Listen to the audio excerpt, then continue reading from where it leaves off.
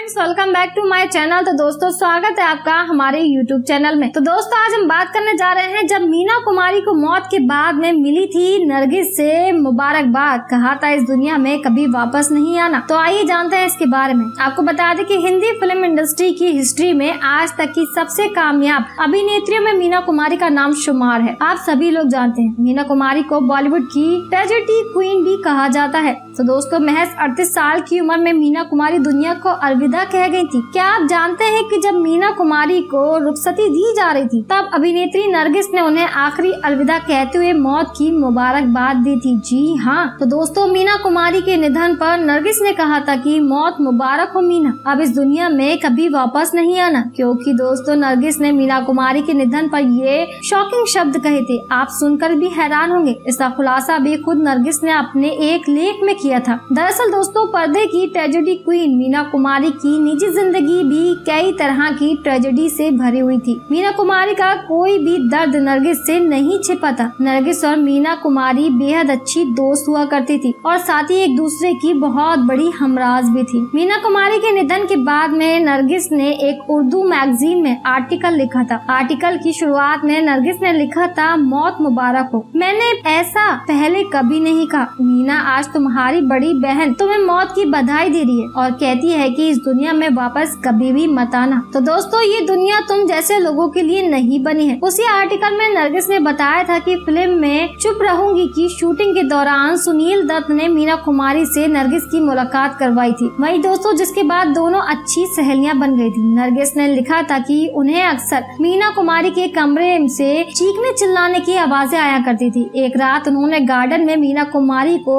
हाफते हुए देखा था। तब नरगिस ने उनसे कहा था कि थोड़ा आराम कर लो, आप बहुत थक गई हैं। जिस पर मीना कुमारी ने जवाब दिया था, बाजी, आराम करना मेरी किस्मत में नहीं है, मैं बस अब सीधे एक बार आराम करूंगी। उसी रात नरगिस ने मीना के कमरे से मारपीट की आवाजें सुनी थी। तो दोस्तों, अगले दिन मीना कुमारी की आंखें सूजी हुई थी। गुस्से में नरगिस ने मीना कुमारी के पति कमाल अमरोही के सेक्रेटरी बकार से बात की और पूछा कि आखिर क्यों वो लोग मीना को मारना चाहते हैं। तो दोस्तों, सेक्रेटरी ने तब नरगिस को दो टुक जवाब देकर के कहा, जब सही समय आएगा हम उन्हें आराम करने देंगे। नरगिस ने लिखा कि उस वाक़ये के बाद में मीना कुमारी कमाल अमरोही से अलग हो गई थी। दोनों का तलाक हो गया था, लेकिन मीना कुमारी को तब शराब की बुरी लत लग चुकी थी। ज्यादा शराब पीने की वजह से उनका लीवर कमजोर हो गया था। एक बार मीना कुमारी को नर्सिंग होम में भर्ती कराया गया था। तब नरगिस उन्हें मिलने गई थी। नरगिस ने मीना कुमारी से सवाल किया था कि आप क्यों खुद को मारने को तुली हुई हो। जी हाँ, ये उनका सवाल था कि आप उनको खुद मारने के लिए अपने आप को क्यों तुली हो। तो दोस्तों, इस सवाल के जवाब में मीना ने कहा था, बाजी, मेरे